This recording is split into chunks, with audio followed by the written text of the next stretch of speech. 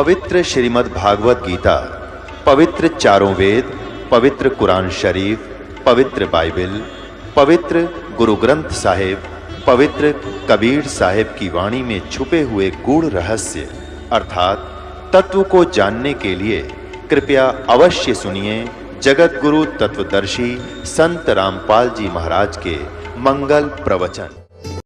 अपनी संतान के विषय में अपने माता पिता ही चिंतित होते हैं। अन्य मित्र, कोई रिलेटिव, रिश्तेदार दुखी अवश्य होता है, लेकिन जितना माता पिता को कष्ट होता है इतना अन्य को नहीं होता।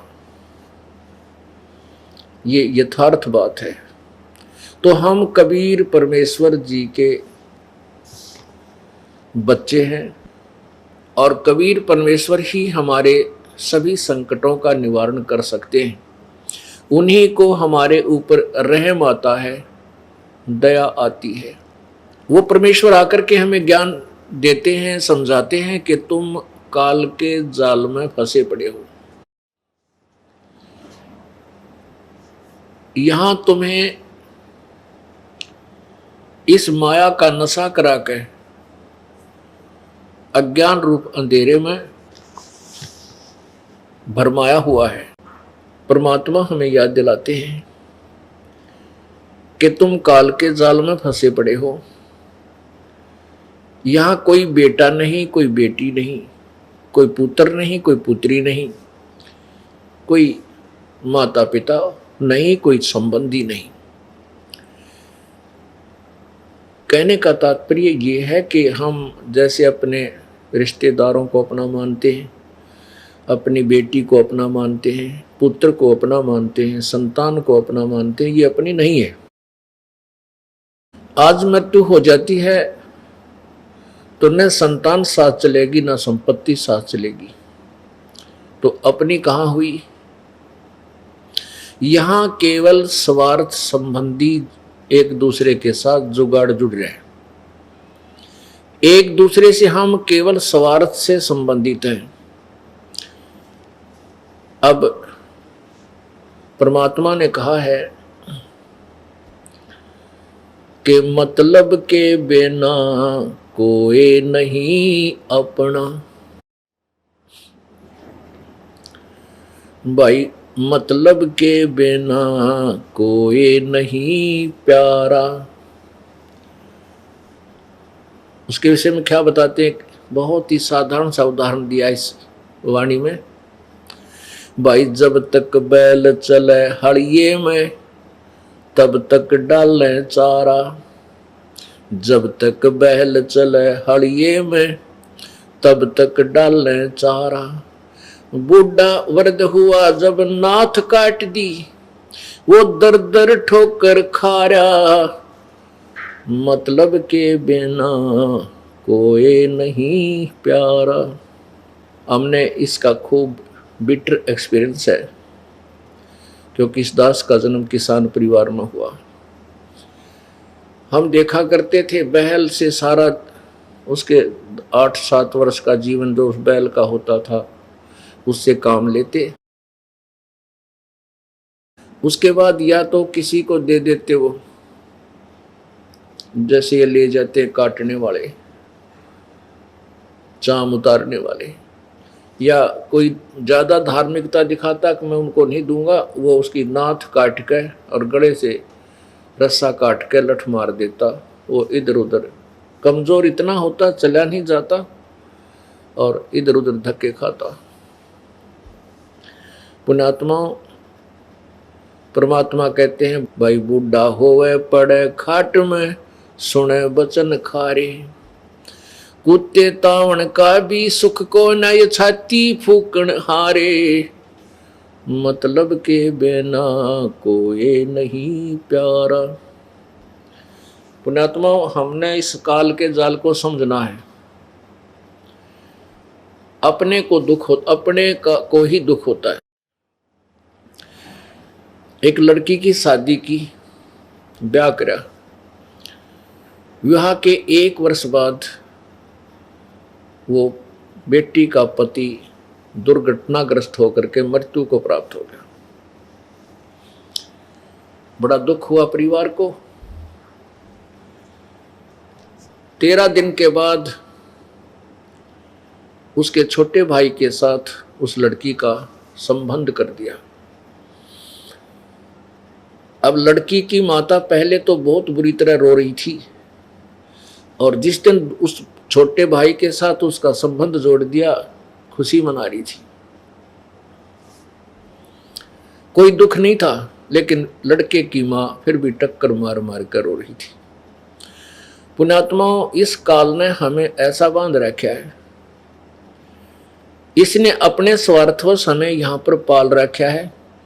1 लाख मानव शरीरधारी प्राणियों का यो नित्य आहार करता है, और उसी के लिए हमें एक दूसरे के साथ झूठे मोह ममता में और ये झूठा सुख दे करके फंसा रखा है। तो कबीर परमेश्वर को, जो हमारे पिता हैं, उनको हमारा तरस आता है, हमारे ऊपर रहम आता है। अपनी संतान के लिए वो भटकते फिरते हैं। परमात्मा कहते हैं, गोता मारूं स्वर्ग में और जा बैठो पाताले, कह कबीर ढूंढता फिरूं अपने हीरे माणिक लाल। जो बच्चा गौ की नजर में न्यू साईं को संत, भक्तों के पीछे फिरे वो भक्त वत्सल भगवंत। हमारे सभी संकटों का निवारण कबीर परमेश्वर ही कर सकता है, वो सुप्रीम पावर है। एक समय की बात है, उत्तर प्रदेश के, अपने उत्तर प्रदेश राज्य में, स्टेट में एक मगहर स्थान है, मगहर नगर है। मगहर नगर जो है, जो गोरखपुर शहर है, गोरखपुर गीता प्रेस गोरखपुर के नाम से जो प्रसिद्ध है, उस गोरखपुर से 25 किलोमीटर की दूरी पर है। उस मगहर, वो उस समय मगहर रियासत थी। उस रियासत का नवाब बिजली खान पठान था। बिजली खान पठान था, और वहां पर मुसलमान और हिंदू उस नगर के अंदर लगभग बराबर की मात्रा में रहते थे। वहां पर एक दुर्भिक्ष गिरा, दुर्भिक्ष, अकाल पड़ गया। सभी ने अपने जंतर मंत्र कर लिए, हिंदुओं ने भी अपने यज्ञ आदि कर ली, धर्म भी कर लिया, लेकिन कोई बूंद नहीं गिरी, वर्षा नहीं हुई। त्राही त्राही मच गई, बहुत बुरा हाल हो गया। किसी व्यक्ति ने वहां के नागरिकों को बताया कि काशी के अंदर एक बहुत बड़े महान संत रहते हैं, बहुत ही सिद्धि युक्त है। यदि वो प्रसन्न हो जाएं और वो आकर के आपके ऊपर रहम करें तो वर्षा हो सकती है। उनका नाम कबीर है। कबीर नाम है उन महापुरुष का। यदि वो आ जाएं और उनसे आप जाकर प्रार्थना करो तो आपका संकट निवारण हो सकता है। इस बात का ज्ञान बिजली खां पठान नवाब को हुआ, क्योंकि उस समय तो सबकी घी बन जाती है। पुण्यात्मा, जब तक परमात्मा राजी है, समय पर वर्षा हो रही है और टाइम पर टूक मिल रही, हमारे को भोजन मिल रहा है, तब तक तो हम आंडी पाका हैं, दारू पीवे, घुट्टी लावा, कदे नो के नमक ठीक को ना सब्जी में ला के शराब की घूंट। अब जैसे शराबी शराब पीता है और शराब पी के आता है। अब उसकी पत्नी के पहले जाडा चढ़ ले, जब वो शाम न घर न आवे, पता लग जाता है कि वो आते कुकर्म करेगा, को बर्तन फोड़ेगा, कि मेरी देह ही तोड़ेगा। तो बेचारी अपनी तरफ से सारे काम सेट रखती है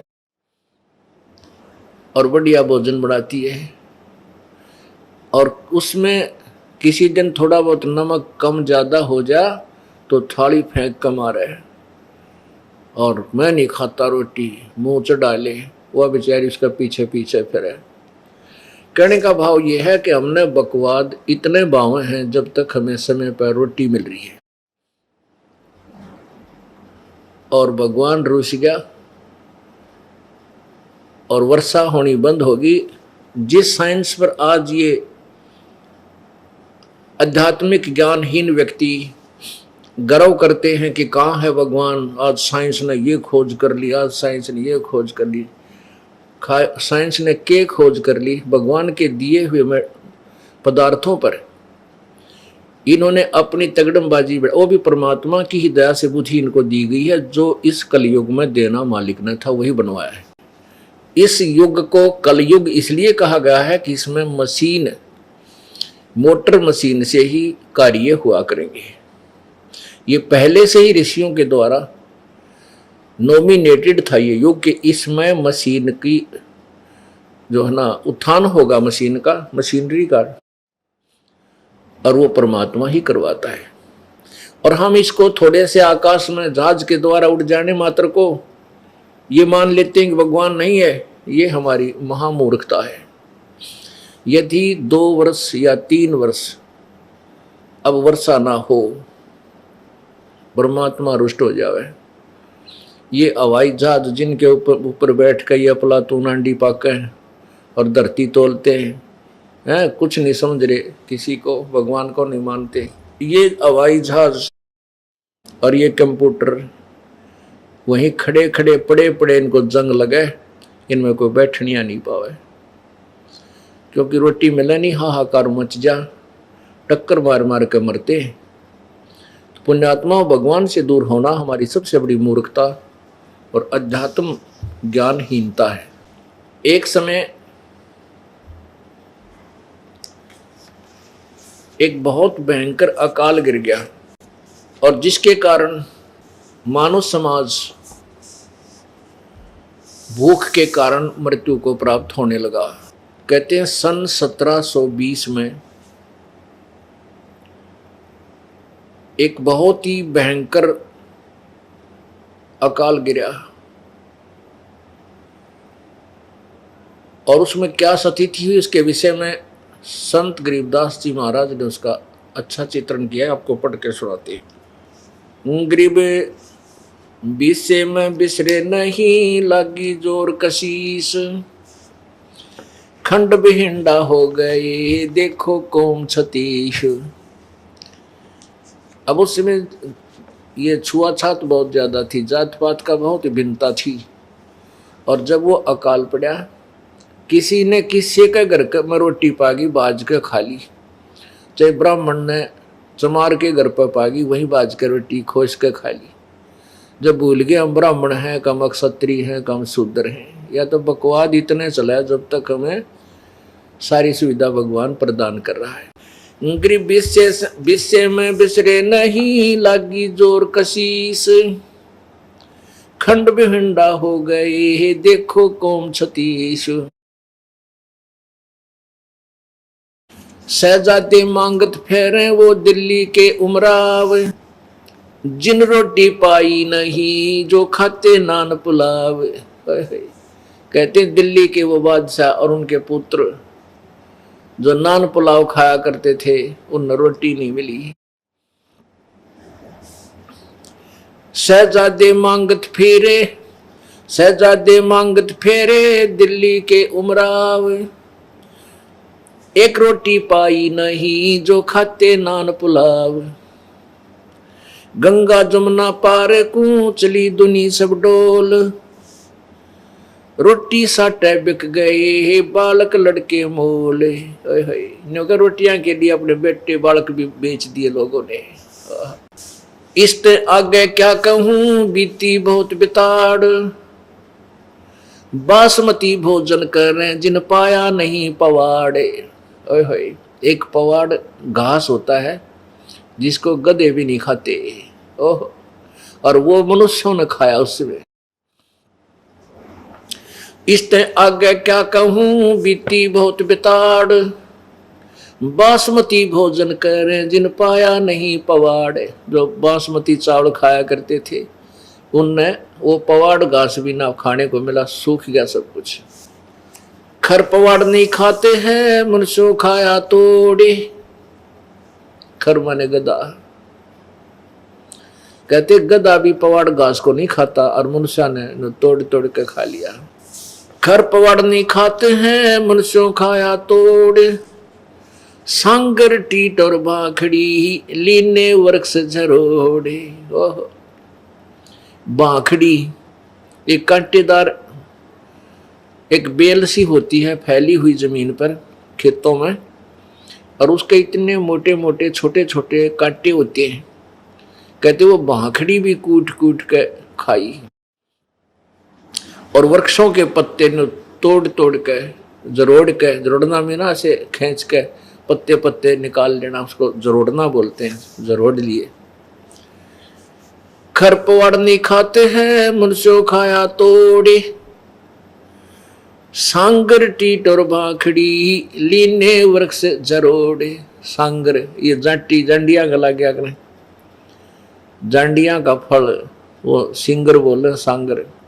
और टीट ये टींड लग गया करें कैरों के, और बाखड़ी लीने वृक्ष जरोड़े। ओहो, खर पवाड़ नहीं खाते हैं मनुष्यों खाया तोड़े, सांगर टीट और बाखड़ी ही लीने वृक्ष जरोड़े।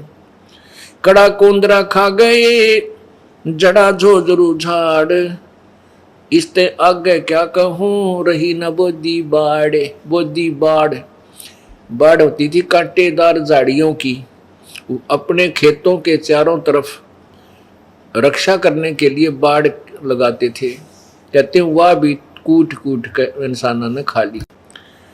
कड़ा कोंदरा खा गए जड़ा झोझरू झाड़, इसते आगे क्या कहूं रही न बोदी बाड़। फजल किया यूं दुख सोन्या बरसे दीन दयाल, आए इंद्र गर्ज करे सुभर तालम ताल। सुभर सरवर ताल सातों धातुर सात अन वर्षाही के माही, मेर मौज मौला करी बादल पछाए जाही। बरसे इंद्र घन गोरे करे उतरा हुक्म हजूर, खलक मुलक सब आवादाने ना कहीं होत कसूर। ये बीसे की बाता हैं लग्या 21 ऐन, 60 महीना शुभ घड़ी ही सातों आठों चैन। कहते हैं ये तो 1720 में आपको बताई कि बहुत बुरा हाल हो गया था। फिर 1721 में 60 महीना शुभ घड़ी और 7-8 का दिन था, रात 7 और 8 की रात 60 की। कहते हैं फिर परमेश्वर कबीर जी का आदेश आया और फिर इंद्र ने यहाँ वर्षा की। बरसे इंद्र घन घोरे करे उतरा हुक्म हजूर। हजूर माने पूरे परमात्मा का आदेश आया इसके पास। खलक मुल्क सब आवादाने ना कहीं होत कसूर। ये बीसे की बात है लग्या 21 ऐन, 60 महीना शुभ घड़ी सातों आठों चैन। 3, 4 और 5 मन हुआ अन उजाल, भिग्या गला सुदस्मणा यूं खावे कंगाल। लांडी बूची लाड करे संतों के प्रताप, सांगर टीट न पावे ते इब खावे मूंग और बात। कहते हैं फिर सुख का सांस आ गया। जब सांगर टीट भी ना मिल रहे थे, टीट खाए नहीं जा सकते, आप खा के देखियो, क्योंकि उनको तो नमक आदि डाल डूल के कुछ दिन पानी में भिगो कर उसका कड़वापन कम करके जब कि अचार रूप में थोड़ा सा खाया जाता है, और उस समय भूखे मरते न सूख के खा लिए कति। हे भगवान जान बचाए किसी तरह। परमात्मा कहते हैं शहजादे मांगत फिरे वो दिल्ली के उमराव, और जिन एक रोटी पाई नहीं जो खाते नान पुलाव, जो नान पुलाव खाया करते थे अपने घरा बनवा के नो माल पूड़े, उन्हें एक रोटी भी ना मिली, धक्के खाते अड्डे। तो पुण्यात्माओं, परमात्मा परम शक्ति है, उससे दूर होकर हम कष्ट ही कष्ट भोगते हैं। अब उसमें क्या दिक्कत आई, उस अकाल के दौरान सासू साली माए क्या बाप पूत बिछो, सकल कबीला तज गए ऐसा व्याप्या द्रोह। अब तो हम एक दूसरे के नात तीर बड़े आंडी पाके बैठे हैं।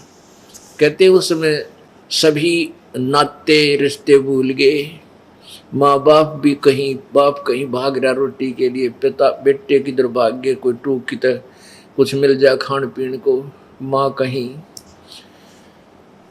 पुण्यात्मा इसे गंदे लोक में हम रह रहे हैं। यहाँ पर ना जाने कितनी आपत्तियां एक सेकंड में आ जाए, और हम उस लोक को छोड़ाए जहां आपत्ति नाम की चीज नहीं। अब जब तक हम वहां नहीं जानेंगे इतने यहां सुख हो नहीं सकता।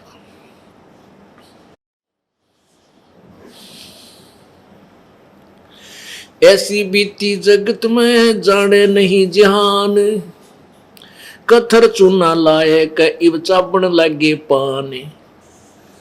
अब उस समय तो ऐसी दुर्गति हुई थी, अब भूल गई है दुनिया, और कहते उस समय इब यो चूना और कत्था ला के पान खान लागे, बकवाद करें। बता पान के पेट भर कोरी बकवाद। अब उस समय वो कहाँ गई थी वो पान, जब टक्कर मारते फिरे थे एक आहार के लिए। तो पुण्यात्मा इसलिए हमने विकार नहीं करने चाहिए, परमात्मा से डर के यहाँ से पीछा छुटवाना चाहिए, ताकि ये आपत्तियों के घर में फिर ना आ जावा। ऐसी बीती जगत में जाने नहीं जिहान, अब कथोर चूना ला के चाबण लगे पान। पांडव भारत में बचे यूं रखे जनदास, काल कुचालों में रहे नहीं खाए खड़गाश।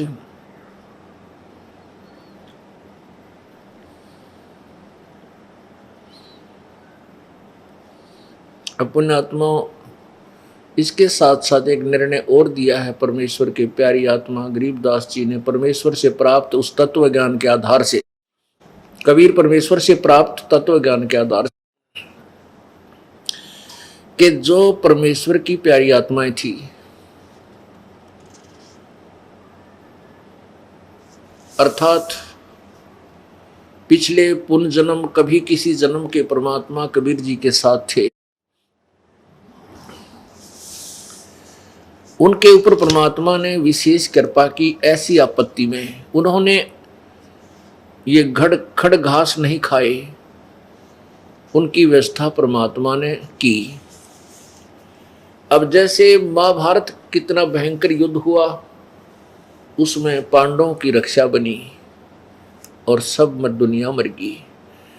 ऐसे ही परमात्मा ऐसी आपत्तियों में कबीर परमेश्वर के बच्चों को, कबीर परमेश्वर की जो विशेष आत्माओं को, विशेष कौन सी होती हैं, जैसे वैसे तो हम कबीर जी के सभी बच्चे हैं, सभी उसी का आत्मा है। कीड़ी, हाथी, कुंजर, राजा, रंक, महादेव, ब्रह्मा, विष्णु, महेश और हम। विशेष आत्मा वो हैं जो उनकी आज्ञा का पालन करके उनके अनुसार चल रहे हैं। जैसे एक पिता की 5-6 बेटे हैं और 2 पुत्र उसकी आज्ञा का पालन ना करके बकवाद करते हैं, कि तो चोरी करते हैं, कि तो लठ बजाते हैं, कोई झगड़ा करते हैं, तो वो विशेष आत्मा उसके बच्चे नहीं हैं। आत्मा में दुख तो होता है, लेकिन वो उसकी आज्ञा से बाहर जा करके हैं, तो उन पर विशेष ध्यान ना दे करके पिता उनकी तरफ विशेष ध्यान देता है जो उसकी मर्यादा में चल रहे हैं। और जो दूसरे हैं मर्यादाहीन रहते हैं उनसे तो पैसे भी छुपा कर रखा करे कभी रास्ते ये निकाल ना ले जाए। तो ऐसे ही जो परमेश्वर की प्यारी आत्माएं कभी किसी उसके चरणों में रही हैं, उस अक्षेत्र में परमात्मा ने अकाल नहीं गिरने दिया। तो यहाँ उसी के विषय बताते हैं, पंडो भारत में बसे, जैसे पांडव भारत में बचे, यो राखे जनदास, काल कुचालों में रहे, नहीं खाए खड़गाश। अपने आत्माओं, हम भूल जाते हैं परमात्मा को, थोड़ा सा सुख होते हैं, इसलिए परमेश्वर कहते हैं इस झूठे सुख को सुख है ये मान रहा मनमोद। अकाल गिरने से पहले धरती तोलने थे और फिर कैसी दुर्गति होगी, टक्कर मारते मेरे, ना कोई भाई साथ रहा, ना कोई रिश्तेदार साथ रहा, ना कोई संबंधी टोया पाया। इसलिए परमात्मा कहते हैं झूठे सुख को सुख है ये मान रहा मनमोद, ये सकल जबीना काल का, कुछ मुख में कुछ गोत है।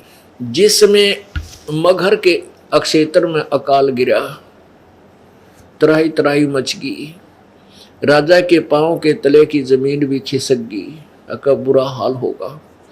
सभी जंतर मंतर, सभी देवी देवताओं को हिंदुओं ने मना लिया और सभी क्रियाएं कर ली मुसलमानों ने, लेकिन वर्षा नहीं हुई। जब बिजली खां पठान को पता चला कि बनारस में कबीर नामक महापुरुष परम संत रहते हैं, यदि वह मेहर कर दे तो वर्षा हो सकती है, तो वीर देव सिंह बघेल, काशी का नरेश, वो कबीर परमेश्वर की शक्ति से परिचित था, उनका शिष्य हो चुका था और साधु संत की मर्यादाओं से, परमात्मा की मर्यादाओं से परिचित हो चुका था। बिजली खां पठान मगहर नवाब ने 2 सैनिक भेजे, सिपाही, घोड़े के ऊपर, और कहा, एक पत्र लिख दिया वीर देव सिंह बघेल के नाम कि मैंने सुना है कि आपके शहर में कोई कबीर नामक संत है और मेरे क्षेत्र में भयंकर अकाल गिर चुका है। आपसे प्रार्थना है कि उस कबीर संत को मेरे यहाँ भेज दें और इन सैनिकों के साथ वो घोड़े पर बैठकर आ जाए, यहाँ वर्षा करवानी है। हम इतने अज्ञानी हैं भक्ति मार्ग से, बताइए कोई बड़का का खेल था, संत ने बुलावा, कौन सी धरण ठवानी थी। अब वो सैनिक लेकर वो पत्थर चल पड़े, जाकर के वीर देव सिंह बघेल, वीर सिंह बघेला उस राजा को बिजली खां पठान का संदेश दे दिया। उसने पत्र पढ़ा, वीर देव सिंह ने पत्र पढ़ा और तुरंत पत्र लिख दिया और मौखिक भी उन सैनिकों से कहा, उस पत्र में भी लिख दिया और सैनिकों से भी बोल दिया कि भाई बिजली खां पठान से कहना कि ये कोई तरीका नहीं संत को बुलाने का और उससे रहम पाने का। उसमें पत्र में भी लिखा और सैनिकों से बोल दिया कि बिजली खां पठान आवे और संत के चरणों में नतमस्तक हो और प्रसन्न होकर ये उसके साथ चले तो बात बनेगी। ना कोई बड़का खेल नहीं है कि उसने भेज दिया, कोई इंजेक्शन थोड़ा लवाना था, वे आते ला देंगे। तो दोनों सैनिक वापस आ गए बहुत शीघ्रता से। जब बिजली खां पठान को संदेशा मिला, तुरंत सैनिक लेकर के सैकड़ों की संख्या में अंगरक्षक घोड़ों पर सवार होकर के वो तुरंत चल पड़ा। वीर देव सिंह बघेल नवाब के घर पर पधारा, पहुंच गया तो वीर सिंह बघेल ने कहा कि मेरे साथ चल परमात्मा के पास, और वहां जाकर उनके चरण छूले, पकड़े, प्रसन्न होंगे तो चलेंगे, नहीं संत के को ऐसे नहीं बोला करते कि यहाँ भेज दो। तो बिजली खां पठान और वीर सिंह बघेल दोनों राजा वहां पहुंचे, परमात्मा को प्रणाम किया, क्योंकि वीर सिंह बघेल कबीर परमेश्वर के शिष्य थे। परमेश्वर ने पूछा कैसे आना हुआ राजन? दास की कुटिया पर। वीर सिंह बघेल ने दंडोत प्रणाम करके उठकर कहा, प्रभु ये बिजली खां पठान मगहर के नवाब हैं, आपसे कुछ प्रार्थना करने आए हैं, मेरा ये मित्र है। परमात्मा ने कहा, बोल बच्चा, क्या आदेश है? बिजली खां पठान ने कहा, प्रभु एक अर्ज है मेरी, हमारे क्षेत्र में दुर्भिक्ष गिर गया है, बहुत भयंकर अकाल गिर गया है, त्राई त्राई मची है प्रभु, आपकी रजा हो जावे तो एक वहाँ वर्षा हो। पुण्यात्मा, उन ब्राह्मणों ने, उन हिंदुओं ने जो वहाँ मगहर में निवास करते थे, सब पत्रे पुत्रे देख लिए थे और भविष्य वक्ताओं से, भविष्य के जानने वाले, भविष्यवाणी करने वालों से भी संपर्क कर लिया था। अब ये जो कुछ संत इस टाइप के होते हैं, उनकी समाधि ऊपर धर्मराज के दरबार में पहुंच जाती है, उनकी आत्मा, शरीर यहीं रह जाता है, वो समाधिस्थ होकर के, और वहां जाकर के वो उस अक्षेत्र का अकाउंट देख लेते हैं कि इस क्षेत्र में वर्षा इस समय में होगी या नहीं, ऐसा कोई प्रारब्ध है या नहीं। ये पूर्व निर्धारित है, जहाँ पर फलडाणी है या कहीं पर ऐसा यानी सूखा गिरना है, जो कुछ भी।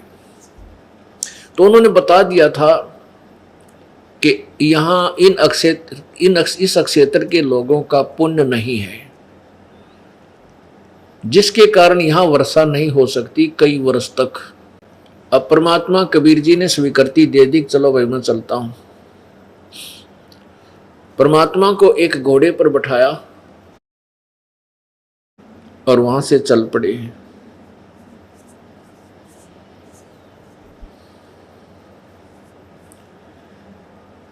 जब रास्ते में आ रहे थे तो वहां एक नाथ जी, वैसे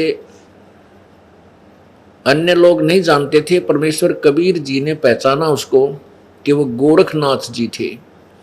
गोरखनाथ जी, क्योंकि वहाँ गोरखपुर का स्थान है जहाँ पर विशेष साधना गोरखनाथ जी ने की थी, इसलिए गोरखपुर नाम से वो शहर प्रसिद्ध हुआ। उसमें गोरख टीला भी है।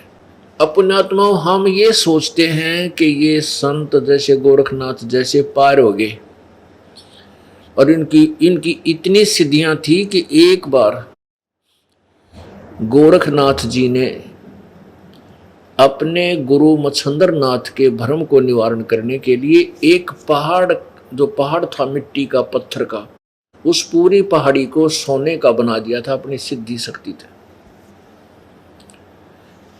और गोरखनाथ जी ने अपने गुरुजी मच्छंदर नाथ जी के शरीर को, जो एक राजा की रानी ने उस मच्छंदर नाथ का शरीर कटवा के नष्ट करवा दिया था, जला दिया था।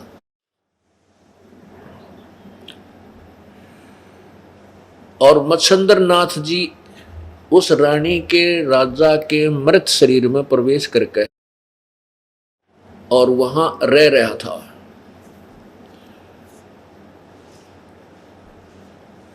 तो गोरखनाथ ने मच्छंदर नाथ जी की आत्मा को राजा के शरीर से निकाला, और जो राख पड़ी थी, अस्थि पड़ी थी मच्छंदर नाथ की, जड़े हुए शरीर की, सभा की हुई, उन अस्थियों से अपनी सिद्धि शक्ति से मच्छंदर नाथ का शरीर बना दिया और उसमें प्रवेश कर दिया।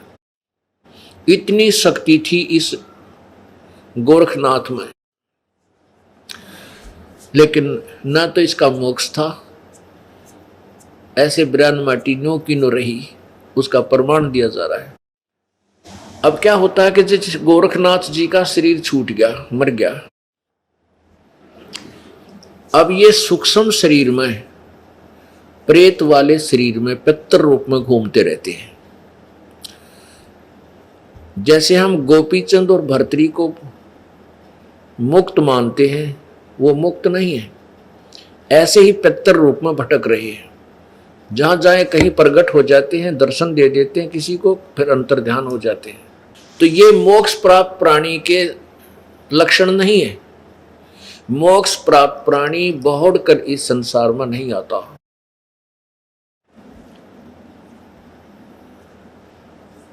तो गोरखनाथ जी के वहां गोरखपुर 25 किलोमीटर था। अब वो उसने सोचा कि यहां दुर्भिक्ष गिर गया और ये किसी संत को बुलाने गए हैं, और वो संत आकर के यदि यहां कोई करिश्मा दिखा देगा तो मेरी महिमा खत्म हो जाएगी। इस दृष्टिकोण से गोरखनाथ जी वहां एक साधु वेश, अपना नाथ परंपरा वाला वेश की वेशभूषा बना करके प्रकट हो करके, यानी एक सिद्धि ऐसी होती है कुछ समय के लिए वो चोला धारण कर सकता है। तो वहां शरीर धारण करके एक छोटी सी तलैया, जैसे खेतों में लेट होती है, लेट बोले हमारे रोहतक जिले में, छोटी सी जोड़ी, छोटी सी तलैया खेतों में होती है। तो वो तलैया सूखी पड़ी थी। उस तलैया के ऊपर गार्ड का अपना वो चिमटा, ये त्रिशूल, और वहां बैठ गया ऐसे आसन लगा के। जब परमात्मा आ रहे थे और मगहर में प्रवेश करने को जा रहे थे, मगहर नगर से 1.5 किलोमीटर दूर ये दास देख कर आया ये घटना। वहां पर आज भी अवशेष बचाया, शेष बाकी हैं, अवशेष बचे हुए हैं, और वहाँ के लोग वहाँ के व्यक्ति ये प्रमाण देते हैं कि सचमुच ऐसा हुआ था। जब परमेश्वर कबीर जी ने देखा कि नाथ जी आए हुए हैं, गोरखनाथ बैठा है और इसके मन में के दोष है, वो तो अंतर्यामी थे, वहीं रुकवा लिया घोड़ा और राजा से कहा कि, नवाब से कहा कि हे राजन बिजली खां पठान, आप इतनी दूर गए काशी में 200-250 किलोमीटर, ये देखो महापुरुष बैठे हैं आपकी बनी में, आपके जंगल में, इनसे अर्ज करो, ये जो चाहे सो कर सकते हैं। अब गोरखनाथ जी सुने और दूना फूल गया, कुप्पा हो गया। तो बिजली खां पठान, हमारे मन में भी एक दोष रहता है। तो क्योंकि कबीर परमात्मा को जब जहाँ से बिजली खां पठान लाए बैठा के, तो वो उस समय कपड़ा बुने थे। एक गरीब जुलाहा बैठा खड्डी में और कपड़ा बुने, तो उसके मन में जचना थी कि वो संत है, भगवान तो बहुत दूर की बात, उसको भगवान माना। तो वो ले जरूर आ रहा था, पर बिजली खां पठान के मन में भी खोट था कि संत तो ना लगता। तो दोनों की फड़क निकालनी थी, एक तीर में 2 शिकार करने चाहे परमात्मा ने। एक तो गोरखनाथ की फड़क निकालनी थी, एक बिजली खां पठान का दिमाग सेंटर में लाना था। तो बिजली खां पठान को जब ये सुना कबीर जी के मुखारविंद से, परमेश्वर के मुखारविंद से, कि देखिए महापुरुष जो चाहे सो कर दे, इतने सिद्ध पुरुष हैं, इन नाथ जी महात्मा से आप प्रार्थना करो वर्षा के लिए। गोरखनाथ जी घना राजी ना, वो बिजली खां पठान घना प्रसन्न हो गया, अक्सर सचमुच महात्मा तो ईशे होया करे। और जाकर बिजली खां पठान ने प्रार्थना की, हे नाथ जी, हे महात्मा जी, हम यहाँ की जनता पानी के लिए तरस रही है, कृपा वर्षा करवा दो। अब नाथ जी खड़ा हुआ, वो त्रिशूल निकाला और उस तलैया के बीच में जाकर, जो सूखी जोड़ी थी छोटी सी लेट, उसके बीच में जाकर त्रिशूल मारा, न्यू काट दिया। वहां से पानी की धार फूट आई और वो तलैया, पूरी छोटी सी तलैया थी, हुआ बरगी पानी की। और फिर नाथ जी आकर बैठ गया नुआकड़ कर। अब कबीर परमात्मा बोले देखो भाई कर दिया ना, पानी पानी कर दिया महात्मा ने। तेरे की देख तुम कहाँ गए थे, ठीक हो गया काम, बिजली कहाँ बन गई बात है। बिजली कहाँ पठान बोला प्रभु इस जल से तो एक दिन के पशु भी नहीं छिक सकते, हे नाथ जी वर्षा करवा दो। नाथ जी कहते हैं कि इस अक्षेत्र के पुण्य समाप्त हो चुके हैं, इस अक्षेत्र के लोगों के पुण्य नहीं है, इनके प्रारब्ध में यहाँ वर्षा नहीं है, और मैंने इंद्र तक के कागजों को टटोल लिया है, इस अक्षेत्र में 2-3 वर्ष तक वर्षा नहीं हो सकती।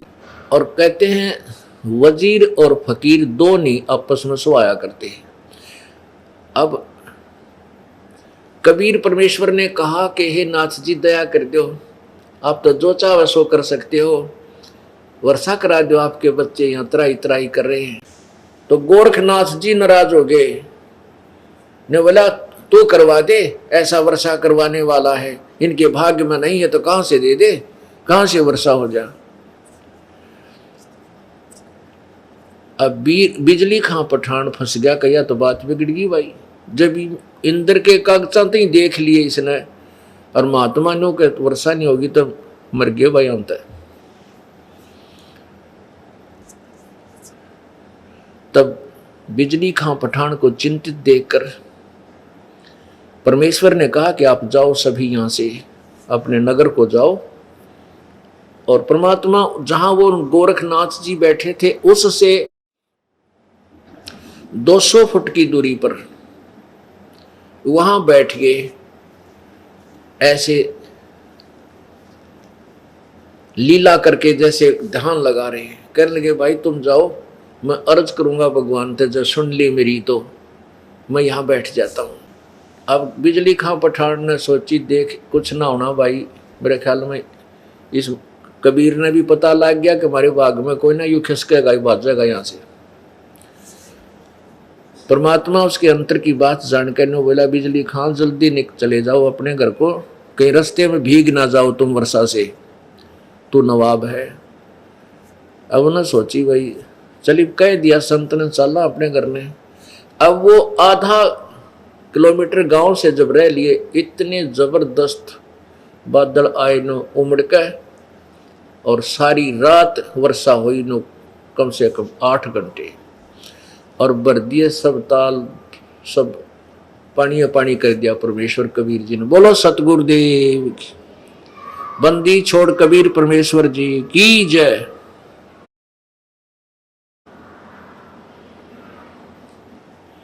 अब सारा गांव उमड़ के उस वर्षा में बरसते में उल्टे आगे वह कितके घर गाँव थे, और परमेश्वर के चरणों में बाल बच्चों समेत वहीं आके गिर गए, घर पर चलो परवरदिगार, हमारे गांव चलो परवरदिगार। परमात्मा बोले ये तुम्हारे भाग्य में नहीं था, ये इस दास की अर्ज सुनी है मेरे पूर्ण परमात्मा ने, यानी खुद ही डबल रोल कर रहे थे। परमात्मा बोले कि मैं तुम्हारे नगर में चलूंगा इस शर्त पर, इस कंडीशन पर कि तुम हिंदू और मुसलमान मेरा उपदेश लोगे, मेरे शिष्य बनोगे। परमात्मा ने कहा ये तो एक आपत्ति थी, ऐसी ऐसी ना जाने कितनी आपत्ति तुम्हारे अंदर आएंगी, उनको भी दूर करूंगा। अब इतनी समर्थता देख के पूरे नतमस्तक हो गए, प्रभु जैसे आप कहोगे वैसे ही कर लेंगे। तब परमात्मा कबीर जी ने उनके नगर में प्रवेश किया,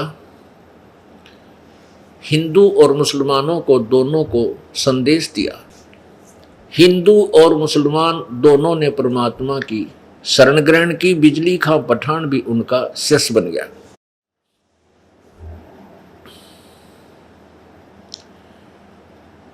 अपुण्यात्माओं, इन अज्ञानी संतों ने, गुरुओं ने, नकली ब्राह्मणों ने एक धारणा फैला रखी थी कि जो मगर मरता है वो गधा बनता है, नरक जाता है। क्योंकि इस धरती को भगवान शंकर ने साप दे रखा है, और वहाँ एक नदी बह रही थी, आमी नदी, उसको भी शंकर भगवान ने श्राप दे रखा था, उसको सुखा दिया था, उसमें पानी कभी नहीं आएगा, ये श्राप था। ये श्राप जो होते हैं ये 3 ताप में आते हैं, और इन 3 तापों का निवारण भी कबीर परमेश्वर ही कर सकता है, ना ब्रह्मा कर सकता, ना विष्णु कर सकता, ना शिव जी कर सकता। जैसे विष्णु जी को श्राप दिया था नारद ने कि तूने मेरे साथ धोखा किया है तो तू भी अपनी पत्नी के वियोग में पृथ्वी पर धक्के खाओगा, अपनी पत्नी के वियोग में तू भटकता फिरेगा, और मेरे जैसे मुंह आड़े तेरी मदद करेंगे बंदर। तो नारद के श्राप को, उस 3 ताप को विष्णु नहीं काट सका, उसको भोगना पड़ा। रामचंद्र रूप में जन्म हुआ, राजा दशरथ के घर जन्म हुआ, सीता जी का अपहरण हुआ, और पूरा जीवन दुख ही दुख में। फिर रावण को मार के सीता को वापस लाए, आते सीता ने घर से निकाल दी, अंतिम सांस तक अपनी पत्नी के वियोग में मर गया, रामचंद्र जी का अंत हुआ।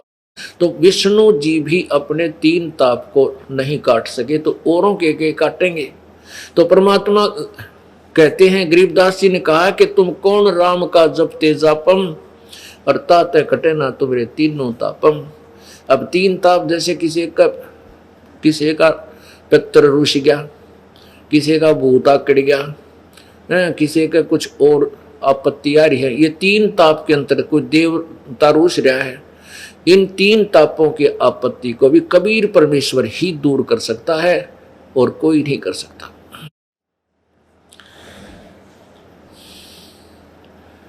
उधर से काशी के नकली ब्राह्मणों ने क्या कर रखा था, एक अफवाह फैला दी कि जो काशी में रहेगा वो सीधा स्वर्ग जाएगा। अब हिंदू बोले वाले श्रद्धालु हिंदुओं ने क्या सोचा कि भाई माता पिता की मृत्यु तो होनी है, क्यों ना इनको बनारस में कोई स्थान किराए पर लेकर अंतिम समय में वहां रखते। विशेषकर जो अधिक पैसे वाले थे उनमें ये प्रेरणा हुई। तो उन्होंने अपने गुरुओं से प्रार्थना की कि गुरुदेव, हम अपने पिता माता को, ये वृद्ध हो चुके हैं, इनको यहाँ किराए का मकान लेकर के यहाँ व्यवस्था कर देते हैं इनके खाने और पीने की, और ये अंत समय में यहाँ मर जाएंगे, इनका मोक्ष हो जाएगा काशी में मरते। अब उन नकली गुरुओं, वो तो स्वार्थी लोग थे, वो ब्राह्मण स्वार्थी थे, उन्होंने मीटिंग की कि भाई बहुत से लोग यहाँ अपने माता पिता को छोड़ने लगे मोक्ष के लिए, क्यों ना हम इनको अपने घर पर रख लें, अपने अपने यजमानों को। तो उन्होंने ऐसी स्कीम बनाई, उन वृद्धों के बच्चों से कहा कि बेटा बात सुनो, आपके माता पिता को हम अपने घर पर रख लेंगे, तुम्हारा किराया बच जाएगा, हम यहाँ रख लेंगे। तो ये पता था कि वो श्रद्धालु माता पिता का खर्चा तो देवेंगे। अगर 5 रुपए का खर्चा होना था तो 10 रुपए बता दिया, भाई 10 रुपए खर्च होंगे। तो उन श्रद्धालुओं ने 10 रुपये महीने के या 2 महीने, देश के उसमें ऐसा एक जो ना महंगाई नहीं थी, ऐसा हो गया। तो क्या हुआ कि उन नकली ब्राह्मणों के घर पर भीड़ होगी, तो एक के घर में 20-20 बुढ़े और बुढ़िया, कोई तो थूका है, कोई खांसा है, किसी के दस्त लाग रहे हैं, ब्राह्मटी होगी। अब उन्होंने सोची ये बुढ़ा माता पिता बुजुर्ग हो जाए तो 1-2 संगवाना भारी हो जाता है, और उनने या आपत मोल ले ली, 20-25 बुढ़े घर में रख लिए लालच में। अब उन दुष्टों ने के स्कीम बनाया, उनकी मीटिंग हुई, भाई न्यू तो पारना पड़े, ये बुढ़े के इतने दिन रखे जा। फिर एक और अफवाह फैला दी, एक हत्था ला दिया, ये जैसे कसाई ला कर बकरे काटने का, ऐसा हत्था गंगा के किनारे ला दिया, और उसमें अफवाह फैला दी कि वे भगवान की तरफ से क्रोध आवे, जो लकड़ी काटने का लंबा सा होता है, दोनों तरफ पकड़ कर उसने नो काट नो खींचा कर नो उस तरह लकड़ काटते हैं, ऊपर से क्रोध आवे भगवान की तरफ से। जिन्होंने शीघ्र स्वर्ग जाना है तो वह 10 रुपये की टिकट या 5 रुपये की टिकट लगा दी कि शीघ्र स्वर्ग जाना है तो 10 रुपये टिकट, अब उन बुढ़िया ने सोची वह मरना तो से, देखो परमात्मा के लिए हमने अपना शरीर भी सौंप दिया, लेकिन यथार्थ विधि ना होने से दुर्गति ही रही। अब उन बुढ़िया ने क्या किया, अपने बच्चों से कहा बेटा हमने मरना तो है, और यहाँ भी उद्देश्य आने का हमारा है कि स्वर्ग जावा, और शीघ्र स्वर्ग जाने के लिए गुरु जी बतावे हैं भगवान की तरफ से क्रोध आवे है, और उस क्रोध कहते हैं गर्दन काट देता है, तुरंत पता भी ना लगता, 1 सेकंड में दर्द भी ना होता, और स्वर्ग चले जाते हैं। इनकी 10 रुपये फीस है, बेटा 10 रुपये महीना हम आप यहाँ दे रहे हो, और 10 उन्हें 50 रख दिए होंगे, मतलब एक कोई ऐसा स्कीम बनाई थी। तो उन माता पिता के कहने से, वैसे तो बच्चे नहीं अलाउड करते अपने माँ बाप को मरवाना, लेकिन माता पिता की प्रार्थना पर स्वर्ग जाने की इच्छा से तो उन्होंने वो फीस देनी शुरू कर दी अपने माँ बाप कटवाने के लिए, उन गुरु नकली झूठे इन कपटी गुरुओं की बात में विश्वास करके।